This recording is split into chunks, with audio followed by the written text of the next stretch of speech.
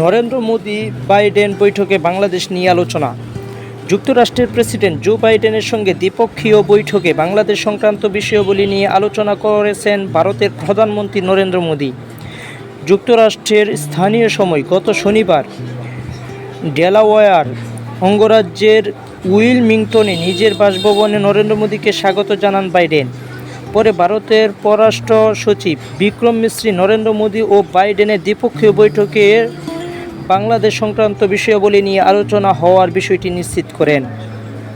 এর আগে গত মাসে বাইডেনের সঙ্গে ফোনালাপে বাংলাদেশ পরিস্থিতি নিয়ে আলোচনা হওয়ার কথা জানিয়েছেন মোদি। উইলমিংটনে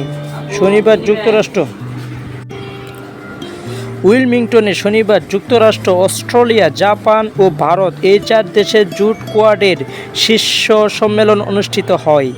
সেখানে জো বাইডেন ও নরেন্দ্র মোদি ছাড়া অস্ট্রেলিয়ার প্রধানমন্ত্রী অ্যান্থনি আলবানিজ ও জাপানের প্রধানমন্ত্রী ফুমিও কিশিদা অংশ নেন।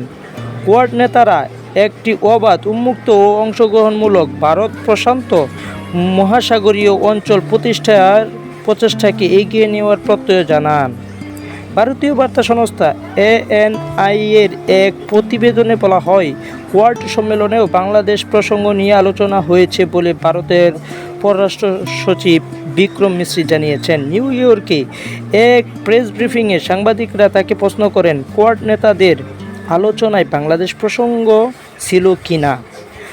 জবাবে বিক্রম মিশ্রি বলেন, আলোচনায় এই অঞ্চলের নানা বিষয় এসেছে।